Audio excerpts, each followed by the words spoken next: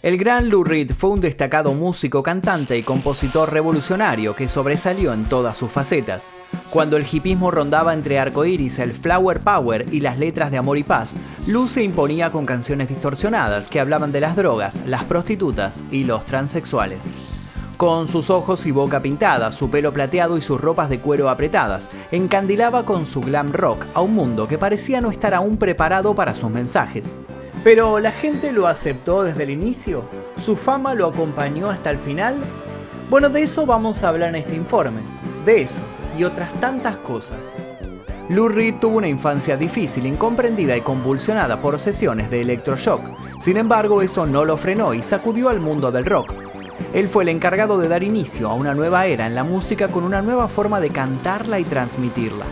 Los excesos y el destino llevaron al músico a la recta final el 27 de octubre de 2013, el día que murió Lou Reed. Pero antes de comenzar me gustaría que me cuenten historias, anécdotas que tengan con Lou Reed, cómo fue que lo conocieron, cuántos discos de él tienen, cuál es su tema favorito, si alguna vez tuvieron la posibilidad de verlo en vivo, que puede haber sucedido tranquilamente. Así que quiero leer sus anécdotas sobre Lou Reed aquí debajo. Y ahora sí, comencemos. Exploración X, mi primer libro, ya se encuentra disponible en todas las librerías. Te dejo el link aquí debajo para que lo consigas en formato físico y en ebook.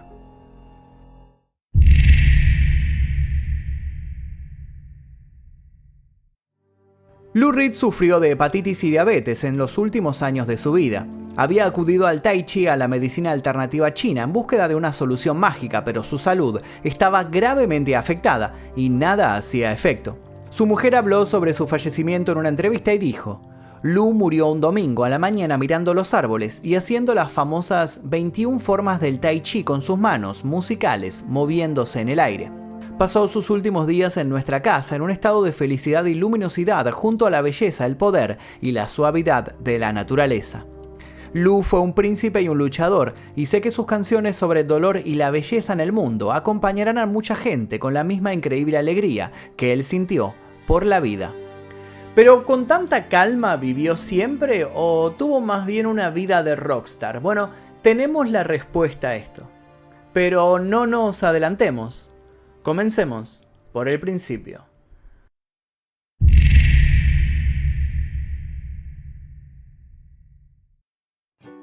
Su nombre verdadero era Louis Alan Reed y nació el 2 de marzo de 1942 en Brooklyn, en una familia judía de clase media. Su infancia no fue fácil, siempre le costó ser una persona sociable y no tenía muchos amigos. Vivió gran parte de su niñez con sus padres, Sidney George Reed y Toby Futterman, y su hermana Meryl en la ciudad de New York, pero a sus 8 años la familia decidió mudarse a Long Island. En la escuela no se llevaba con muchos niños, era apático, sufría episodios de pánico y tenía ataques de ansiedad. Esta situación de no poder relacionarse con los demás lo frustraba y se traducía muchas veces en problemas de conducta. Según sus padres era amanerado y eso no era de su agrado. Él se veía ante los demás como homosexual y resultaba algo incómodo en aquella época, sumado a su personalidad retraída. Estamos hablando de fines de la década del 50, en el seno de una familia neoyorquina judía y de clase media. Para el pobre Lou, ni para nadie era momento ni lugar de ser quien era. Y así fue como sus padres decidieron llevarlo a un psiquiatra con el fin de remendar esta desviación que estaba afectando a su hijo, según palabras que ellos mismos utilizaban. El psiquiatra diagnosticó lo siguiente: el niño sufre delirios y alucinaciones y ve arañas caminar por las paredes. Quizás sea esquizofrenia. Lou fue sometido a un tratamiento de electrochoque, expuesto a 3 sesiones por semana durante 2 meses. En aquella época las consecuencias de este tipo de terapias eran desconocidas. Básicamente consistía en provocar una crisis convulsiva, pasando por las sienes de la persona una corriente eléctrica de alrededor de 100 voltios por breves segundos. Como consecuencia de esta tortura, Lou perdió la memoria lejana. Años más tarde le diría a su biógrafo Anthony de Curtis: no pude haber sido más infeliz en los años que crecí en Brooklyn. La mayor parte de mis recuerdos de infancia no están disponibles. Mi niñez fue tan poco placentera que no recuerdo nada antes de los 31 años. En otra entrevista, Lou afirmó: te meten un objeto en la garganta para que no te tragues la lengua y luego te ponen electrodos en la cabeza. Eso es lo que recomiendan en el Hospital Estatal de Rockland para disuadir de los sentimientos homosexuales. El efecto es que pierdes la memoria y te conviertes en un vegetal. No puedes leer un libro porque cuando llegas a la página 17 tienes que volver a empezar. Lejos de cambiar sus inclinaciones sexuales, la terapia lo volvió más retraído y traumatizado. A los 16 años comenzó a fumar marihuana cuando sus amigos recién incursionaban en el alcohol. Asistía a prostíbulos y buscaba transgredir toda norma. Su adicción a otras drogas empeoró todo el cuadro de ansiedad y su personalidad. Pero por fin había encontrado un lugar en donde canalizar toda la angustia que había reunido en sus pocos años de vida: componer canciones. De hecho, en el tema Kill Your Sons de 1984 aludiría a estos eventos, pero no nos adelantemos.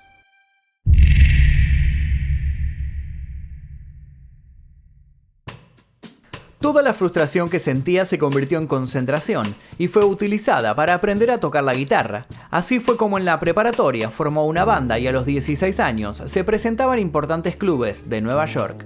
Además, había encontrado refugio en la lectura de escritores polémicos como Burroughs, Vidal y Kerouac. Quería vivir y experimentar la vida desde otro punto para luego poder volcarlo en letras y cantarlo.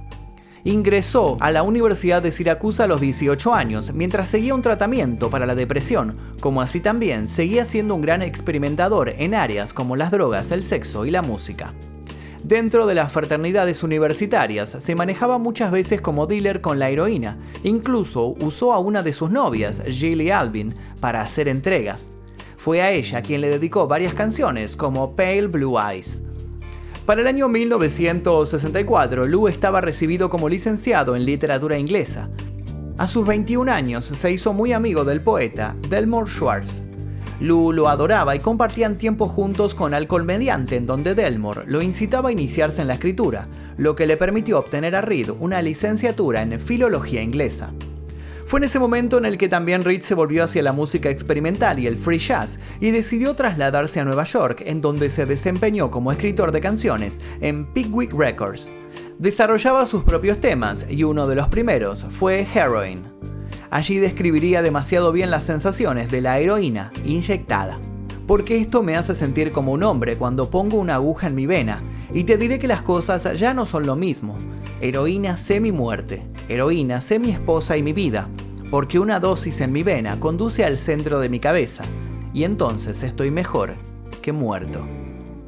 En el mismo año, 1964, fundó The Velvet Underground, banda en la cual se destacó como guitarrista, vocalista y compositor, junto a John Cale, Sterling Morrison y Maureen Tucker. Su primer trabajo fue The Velvet Underground and Nico, publicado en 1967, y que contó con la colaboración de Andy Warhol, el líder del movimiento pop art. Warhol y Reed tuvieron un conflicto en ese disco. El artista pop quiso incorporar la figura de la joven modelo Nico para dar un toque elegante y femenino a la banda, pero Lou se encargó de dejar en claro que eran The Velvet Underground and Nico, es decir, que ella no era considerada parte del grupo.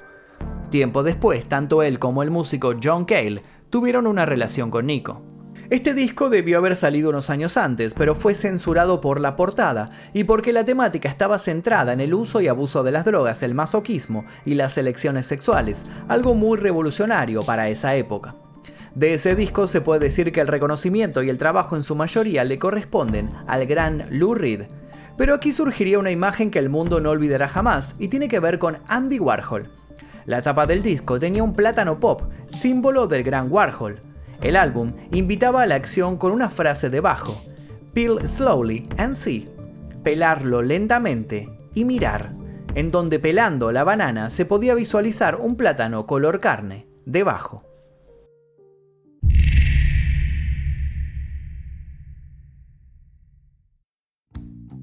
Este disco no tuvo el éxito esperado en aquel momento, sin embargo, con los años se convertiría en uno de los discos más influyentes en la historia de la música, sobre todo del rock experimental. Para darse una idea, la revista referente a Rolling Stone lo colocó en el 2003 en el puesto 13 en su lista de los 500 mejores álbumes de todos los tiempos. A comienzos de los 70 la banda se disolvió. Entonces Lou Reed decidió tomarse un descanso, un año sabático. Se dedicó a la pintura, otro de sus hobbies, pero su conexión con la música seguía ahí, como una llama encendida. Un año después, junto a RCA, grabó su primer álbum solista y se apoyó en el tecladista Rick Wakeman y el guitarrista Steve Howe, ambos pertenecientes al grupo Yes. El nombre del disco fue muy simple, Lou Reed, y en él se podían encontrar algunos temas reversionados de su primera banda y temas nuevos. Lamentablemente, otra vez no tuvo muchas ventas y se convirtió en su segundo fracaso. Pero él no se rindió. Fue así que no tardó en sacar para finales de 1972 otro trabajo, Transformer. Se trató de un álbum de glam rock producido por el gran David Bowie. De allí surgieron los temas Perfect Day, que se hizo famosa en la década de 1990 cuando la usaron en la película Trainspotting, y Walk on the Wild Side, que trata de una historia de encuentros sexuales con diferentes clases de personas.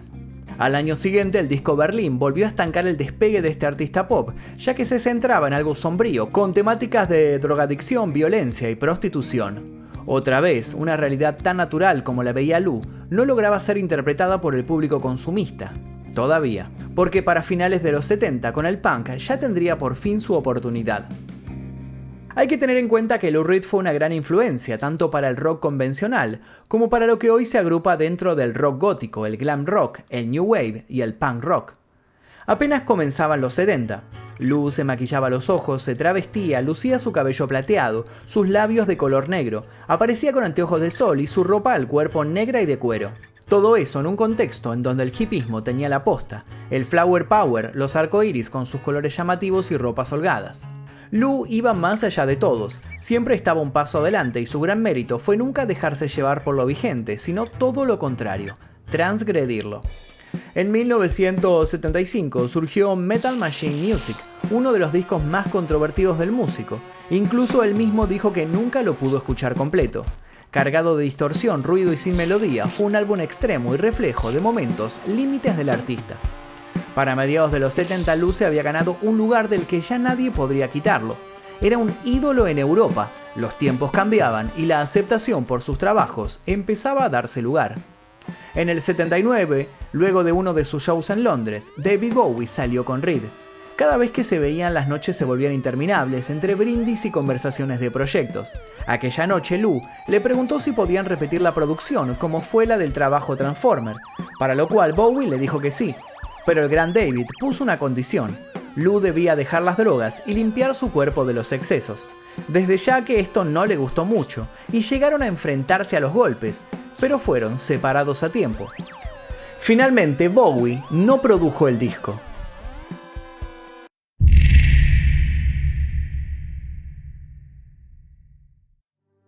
Más tarde, en la década del 80, se le conocieron más parejas, todas ellas heterosexuales, pero de ellas vamos a hablar más adelante en este informe. Antes me quiero detener en una persona que se ganó el corazón de Lou Reed, un amor a primera vista, un amor que quedó luego silenciado. Luego de la década del 80 se le conocieron parejas heterosexuales, pero de ellas hablaremos más adelante. Antes me quiero detener en una persona que se ganó el corazón de Lou Reed, un amor a primera vista. Un amor que terminó siendo silenciado. Esto ocurrió a mediados de los 70. Lou vivió una historia de amor con Rachel Humphrey, una mujer trans de 22 años. Como ya les comenté anteriormente, en sus letras, Lou dejaba plasmados temas de la noche y de la vida cotidiana que los circundaba, transexuales, prostitutas, drogas y excesos. Sin embargo, luego de conocer a Rachel, su percepción cambió por completo. Rachel era una conocida drag queen del Club 82, un bar gay en Greenwich Village. Ella era muy femenina y simpática y se vieron por primera vez una noche de 1974. Fue un flechazo inmediato. Lou habló de esto en una entrevista. Había estado despierto durante días como de costumbre y todo estaba en esa etapa súper real y brillante. Entré allí y estaba esta persona increíble, vibraba fuera de todo. Rachel llevaba este increíble maquillaje y vestido y obviamente estaba en un mundo diferente al de cualquier otra persona en el lugar. Finalmente hablamos y ella vino a casa conmigo. Rachel estaba completamente desinteresada en quién era y qué hacía. Nada podía impresionarla. Apenas había escuchado mi música y no le gustó mucho cuando lo hizo. Apenas conocidos, Lou y Rachel decidieron mudarse juntos a un departamento en Nueva York.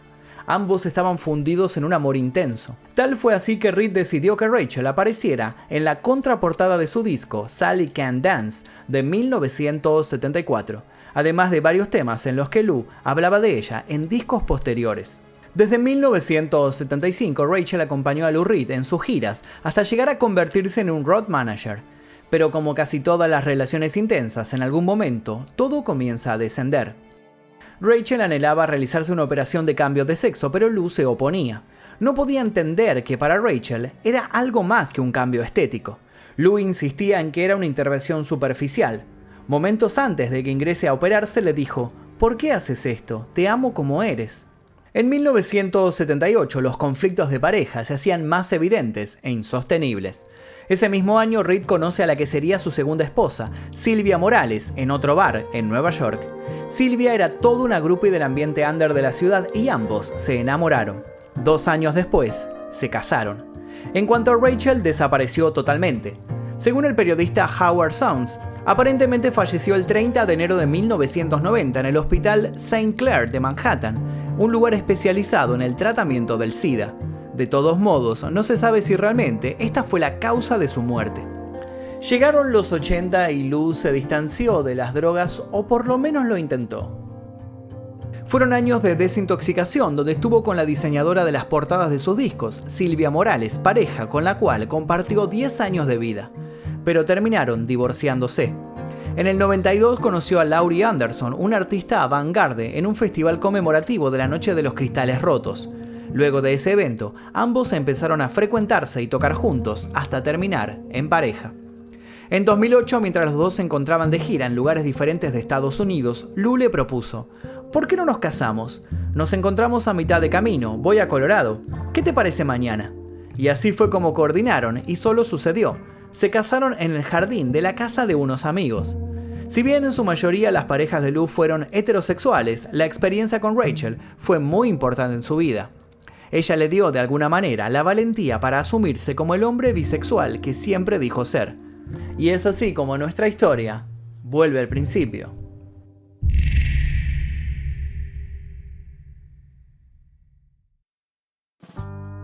Hacia el final de su vida, Lou Reed padecía hepatitis, diabetes, de un desgaste generalizado por los años. Su hígado ya no respondía porque lamentablemente un cáncer le estaba quitando la vida. Intentó como última medida un trasplante de hígado que al comienzo pareció que había funcionado, pero el 27 de octubre de 2013, a sus 71 años, no resistió y dio su último suspiro. Una de las grandes frases que se le atribuyen reza: «No me gusta la nostalgia, a no ser que sea la mía». Tal vez por ese motivo su funeral en Nueva York fue relativamente simple. Por decisión familiar, sus restos fueron incinerados y puestos a disposición de sus cercanos. Luego de su muerte salieron a la luz varias acusaciones respecto del artista, que había sido violento, misógino y golpeador, pero su último amor desmintió estos rumores. Reed actualmente está en el Salón de la Fama del Rock and Roll como solista, pero su gran legado y reconocimiento está dado por su personalidad revolucionaria y convencida de saber lo que quería. Su insistencia por ser escuchado, persistente en sus ideas a transmitir pese a sus reiterados fracasos en el comienzo de su carrera. Y hasta aquí el video del día de hoy sobre Lou Reed, y ahora quiero leer sus anécdotas, cómo fue que lo conocieron, alguien se los hizo escuchar, tienen algunos discos de él, cuál es su tema favorito. Quiero leer todo lo que tengan para contarme sobre Lou Reed aquí debajo, voy a estar leyendo todos sus comentarios. También los invito a dejar sugerencias para posibles futuros videos en este canal. Les dejo un par de videos aquí para que sigan haciendo maratón y sin nada más que decir me despido. Mi nombre es Magnus Mephisto y esto fue El Día Que.